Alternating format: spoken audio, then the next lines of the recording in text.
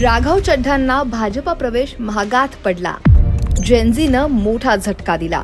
भारतीय राजकारणात निष्ठा आणि पक्षांतर नवी नाहीयेत, पण 24 एप्रिलला आपचे धडाडीचे नेते राघव चड्ढा यांनी आपल्या 7 सहकाऱ्यांसह भाजपमध्ये प्रवेश करत सर्वांनाच धक्का दिला. या पक्षांतरामुळे अरविंद केजरीवाल यांना धक्का बसला, तर भाजपनं त्यांचं स्वागत केलंय. या राजकीय भूकंपाचे पडसाद सोशल मीडियावर मात्र तात्काळ उमटले. भाजपात प्रवेश करताच अवघ्या 24 तासात राघव चड्ढा यांच्या इंस्टाग्राम फॉलोअर्सची संख्या तब्बल 10 लाखांनी घटली.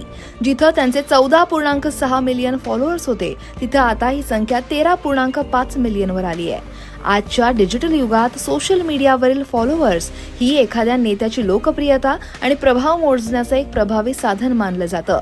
या आकड्यांमधील मोठी घसरण ही त्यांच्या लोकप्रियतेला बसलेला धक्का स्पष्टपणे दाखवते. या अनफॉलो ट्रेंड मागे सगळ्यात मोठा हात आहे तो जेन झी अर्थात सध्याच्या तरुण पिढीचा.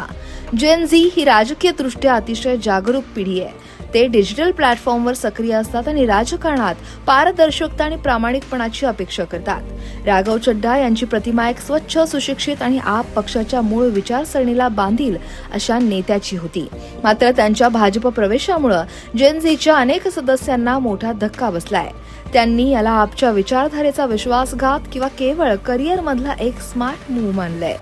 जेन झी सोशल मीडियावर अनफॉलो मोहिमा राबवत आपले राजकीय मत स्पष्टपणे व्यक्त करते. त्यांच्या मते इंटरनेट तुम्हाला एका रात्रीत हिरो बनवू शकतं, तर तेच इंटरनेट तुम्हाला एका रात्रीत झिरो सुद्धा बनवू शकतं. हे वाक्य आज राघव चड्ढा यांच्या बाबतीत तंतोतंत खरं ठरलंय. हा प्रसंग पुन्हा एकदा अधोरेखित करतो की सोशल मीडिया आजच्या राजकारणात किती शक्तिशाली माध्यम बनलंय. नेत्यांच्या प्रत्येक कृतीवर डिजिटल युगात लगेचच प्रतिक्रिया उमटतात. फक्त भाषणं किंवा रॅलीतून नाही, तर तुमच्या डिजिटल फुटप्रिंटवरूनही तुमची लोकप्रियता ठरते. तरुण पिढी आता फक्त मुखदर्शक राहिलेली नाही, तर ते सक्रियपणे आपल्या मतांची नोंद सोशल मीडियावर घेत आहेत. राजकारणांसाठी हा एक मोठा धडा आहे. त्यांना आता केवळ पारंपरिक माध्यमांवरच नाही, तर डिजिटल माध्यमांवरही आपली प्रतिमा जपण्यासाठी अधिक जागरूक राहावं लागेल. जेन झी ही अशी पिढी आहे जी माहिती सहजपणे मिळवते आणि प्रत्येक गोष्टीवर प्रश्न विचारते. त्यांची नाराजी थेट तुमच्या डिजिटल लोकप्रियतेवर परिणाम करू शकते.